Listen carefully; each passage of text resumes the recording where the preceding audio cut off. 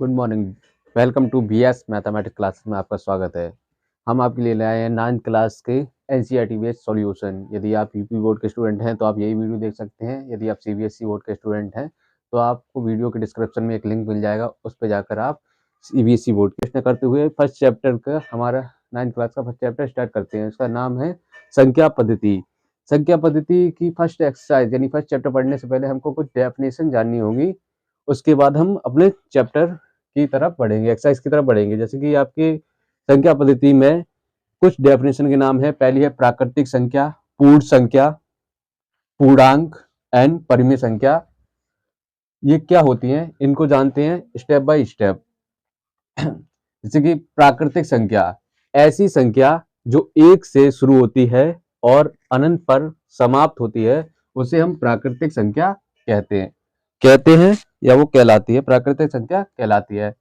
उदाहरण के लिए आप जान सकते हैं जैसे कि 1 ऐसी संख्या जो एक से स्टार्ट होती है और अनंत पर समाप्त होती है, उसे हम प्राकृतिक संख्या कहते हैं। आप बोलेंगे प्राकृतिक संख्या क्या होती है, तो आप बोलेंगे ऐसी संख्या जो एक से शुरू होती है और अनंत पर समाप्त होती है, उसे हम प्राकृतिक संख्या कहते हैं। अब इसका कि प्राकृतिक संख्या का हम किस प्रकार प्रदर्शित करते हैं, प्राकृतिक संख्या को हम किस प्रकार प्रदर्शित करते हैं, तो हम प्राकृतिक संख्या को कैपिटल एन से प्रदर्शित करते हैं। प्राकृतिक संख्या को हम कैपिटल एन से प्रदर्शित करते हैं। नेक्स्ट डेफिनेशन होगी आपकी पूर्ण संख्या, ऐसी संख्या जो 0 से शुरू होती है और अनंत पर समाप्त होती है, उसे हम पूर्ण संख्या कहते हैं। उसे हम पूर्ण संख्या कहते हैं। जैसे कि जो 0 से स्टार्ट होती है, 0 1 2 3 4 एंड डॉट डॉट डॉट और अनंत पर समाप्त होती है, वो पूर्ण संख्या कहलाती है। आप पूर्ण संख्या को किससे प्रदर्शित करते हैं? पूर्ण संख्या को हम कैपिटल डब्ल्यू से प्रदर्शित करते हैं। पूर्ण संख्या को हम कैपिटल डब्ल्यू से प्रदर्शित करते हैं। अब नेक्स्ट डेफिनेशन होगी आपकी पूर्णांक, जिससे पहले आप समझिए। जैसे यदि हम इसके अलावा हम पूर्ण संख्या को इस तरीके से बोल सकते हैं कि यदि हम पूर्ण संख्या में प्राकृतिक संख्या यदि हम प्राकृतिक संख्या में 0 मिला दें, यदि हम प्राकृतिक संख्या में 0 मिला दें तो वो पूर्ण संख्या बन जाती है। यदि हम प्राकृतिक संख्या में 0 मिला दें तो वो पूर्ण संख्या बन जाती है। इसको हम इस प्रकार भी बोल सकते हैं पूर्ण संख्या को।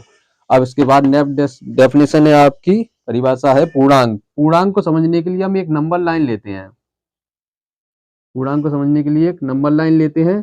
नंबर लाइन के इस तरफ मिडल में बीचों बीच में 0 लिखेंगे।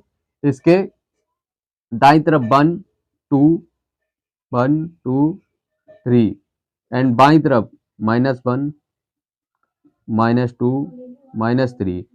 इसको पूर्ण संख्या को हम इस प्रकार बोल सकते हैं। यदि हम एक नंबर लाइन लेते हैं तो 0 के दाईं तरफ वो प्लस की संख्या और 0 के बाईं तरफ नेगेटिव संख्या अगर हो तो इनसे मिलकर बनने वाली संख्या पूर्णांक संख्या कहलाती है। पूर्णांक संख्या कहलाती है। एक बार और देखेंगे, यदि हम एक नंबर लाइन लेते हैं तो 0 के दाईं तरफ 1 2 3 पॉजिटिव संख्या और 0 के बाईं तरफ नेगेटिव संख्या मिलकर पूर्णांक संख्या कहलाती है। अब पूर्णांक संख्या का सिंबल क्या होता है, यानी किससे प्रदर्शित करते हैं, तो हम कैपिटल जेड से पूर्णांक संख्या को प्रदर्शित करते हैं। कैपिटल जेड से प्रदर्शित करते हैं। इसके बाद आपकी आती है परिमेय संख्या। परिमेय संख्या क्या होती है? हम बोलेंगे ऐसी संख्या जिसे हम p अपॉन क्यू के रूप में लिख सकते हैं, उसे हम परिमेय संख्या कहते हैं। जहां q not equal to q 0 नहीं होना चाहिए, q 0 नहीं होना चाहिए। तो इस प्रकार आपकी ये डेफिनेशन हुई प्राकृतिक संख्या, पूर्ण संख्या और पूर्णांक एंड परिमेय संख्या। अब परिमेय संख्या के आप एग्जांपल लिख लीजिए। 1/2, 1/2, 1/3, 4/3 और रूट में जिसका परफेक्ट स्क्वायर यानी कि पूर्ण स्क्वायर बनता है वो परिमेय संख्या कहलाती है। जैसे कि √4, इसका परफेक्ट स्क्वायर है 2, तो ये आपकी परिमेय संख्या कहलाती है। तो हम बोल सकते हैं कि पूर्णांक यानी कि ऑल पूर्णांक परिमेय संख्या के अंदर आती हैं।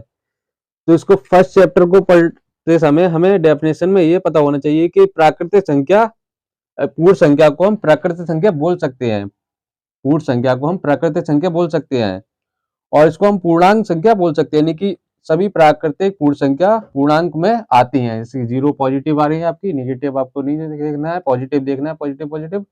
तो इसको हम पूर्णांक को हम ये भी कह सकते हैं कि ये पूर्ण संख्या इसमें है, प्राकृतिक भी संख्या इसमें है।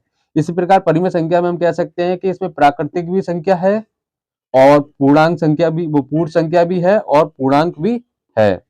परिमेय संख्या में मिक्सअप है, जिससे कि हम जब एक्सरसाइज करेंगे तो हमें ये पता करना होगा कि इसमें कौन कौन सी संख्या है, कि ऑल परिमेय संख्या, ऑल पूर्ण संख्या प्राकृतिक संख्या में मिक्स है आपकी। जैसे कि प्राकृतिक संख्या को हम पूर्ण संख्या बोल सकते हैं। इसके बाद आपकी अगली डेफिनेशन हम लिखते हैं।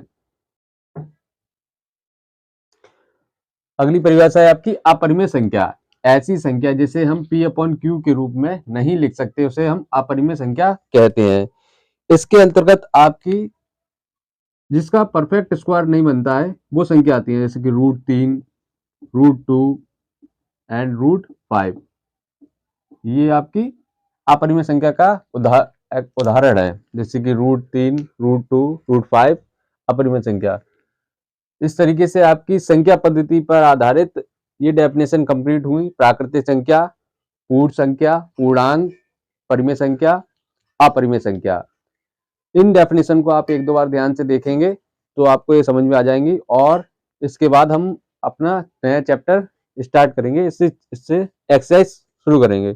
इसको आप ध्यान से एक दो बार देखना और ये आपको समझ में आ जाएंगी। यदि आपको यह मेरी वीडियो अच्छी लगती है तो मैं लाइक कीजिए, सब्सक्राइब कीजिए, अपलोड करूँ तो उसकी नोटिफिकेशन आपके पास आ जाए। Thank you for watching.